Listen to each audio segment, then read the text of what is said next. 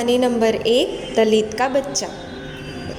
एक दलित का बच्चा गेंद खेलते खेलते अचानक से उसकी गेंद मंदिर के अंदर प्रवेश करती है और उस गेंद को लेने के लिए वह बच्चा मंदिर के अंदर प्रवेश करता है और वह गेंद लेकर मंदिर की सीढ़ियों पर बैठकर खेलने लगता है।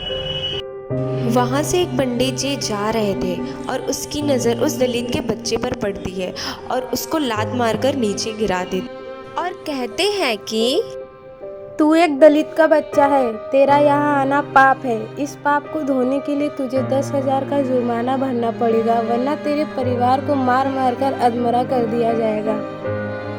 पंडित जी के कहने पर दलित का बच्चा रोते हुए भागते भागते अपने माता पिता के पास जाता है और सारी बात बताता है। दलित के माँ बाप आकर पंडित जी से माफी मांगते हैं। जाति की बलि न चढ़ाओ यूं मासूमों को, थोड़ी तो इज्जत दो खुदा के बनाई इस कायनात को। जब ऊपर वाले ने फर्क न किया इंसानों में, तुम कौन हो इंसानों को जाति के रंग में रंगने वाले। यूं ना करो मासूमों पर अत्याचार, वो भी है खुदा के बनाए इंसान, इसीलिए जाति की बलि न चढ़ाओ यूं मासूमों को। कहानी नंबर 2, ब्राह्मण की लड़की और दलित का लड़का। ब्राह्मण की लड़की और दलित का लड़का एक दूसरे से बेइंतहा प्यार करते थे, इसीलिए उन्होंने डिसाइड किया कि हमारी फैमिली हमें एक्सेप्ट नहीं करेगी, इसीलिए उन्होंने भागकर शादी करने का फैसला किया। की लड़की और उसके दोस्त साथ में मंदिर आते हैं, जहाँ पर वह दलित का लड़का उनका इंतज़ार कर रहा था। वह लड़की बहुत ही खुश थी क्योंकि उसकी शादी उसके मनपसंद के लड़के से हो रही थी। वह दोनों एक दूसरे से शादी करने ही वाले थे कि उतने में उस लड़की का भाई आ जाता है और वह दोनों को थप्पड़ मारता है और दोनों को नीचे बिठाकर गोली मार देता है।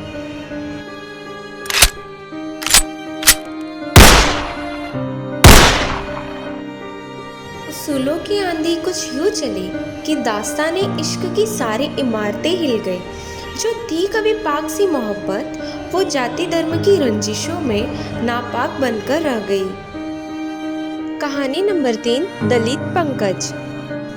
दलित पंकज अपना काम खत्म करते हुए अपने घर जा रहा था। घर जाते वह अपने मूंछों को ताव देते हुए और अपने बालों पर हाथ घुमा रहा था।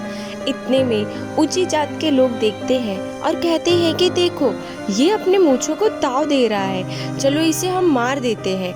फिर उतने में वो लोग पीछे से आकर लकड़ी से उसे मारते हैं और उसे एक कोने में घसीट कर लेकर जाते हैं और उसका गला घोंटकर उसे वहीं पर जान से मार देते हैं। कितना दर्दनाक है ये मंजर जो घटित हुआ है जातिवाद के अंदर। क्यों ताले लगा लिए हैं मुंह पर सरकार ने, जब हो चुकी है पूरी कानून व्यवस्था बेकार। आवाज उठाइए इन दरिंदों के खिलाफ, जब तक नष्ट ना हो जाए जातिवाद का समाज। कहानी नंबर 4, 2 दोस्त, ब्राह्मण सूरज और दलित रोहन। दलित रोहन और ब्राह्मण सूरज दोनों दोस्त खेल कूद कर दलित रोहन के घर पर आते हैं और घर पर जाकर वो नीचे बैठ जाते हैं। थोड़ी देर में दलित रोहन की माँ दोनों को खाना परोसती है और उन्हें खाने के लिए देती है और पास में ही दलित रोहन की माँ बैठ जाती है। इतने में ब्राह्मण सूरज की माँ उन्हें छुपकर देखती है और गुस्से में देखते हुए वह कुछ सोचती है और गुस्से में देखकर वह चली जाती है।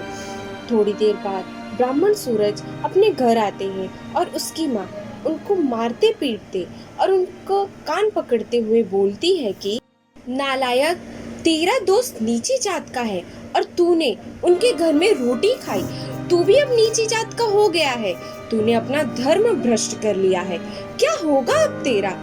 बच्चे ने बड़े मासूमियत से कहा, माँ, मैंने तो एक दिन की उनकी रोटी खाई, मैं नीची जात का हो गया, लेकिन वैसे ही नीची जात के कितने लोग कई वर्षों से हमारे घर की बची हुई रोटी खा रहे हैं, तो वो ऊंची जात के क्यों नहीं हुए माँ।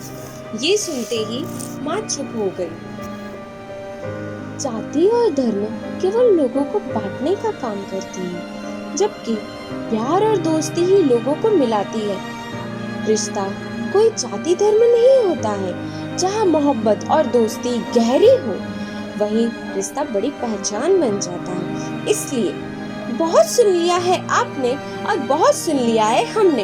एक बात आज आप सुनेंगे और हम कहेंगे।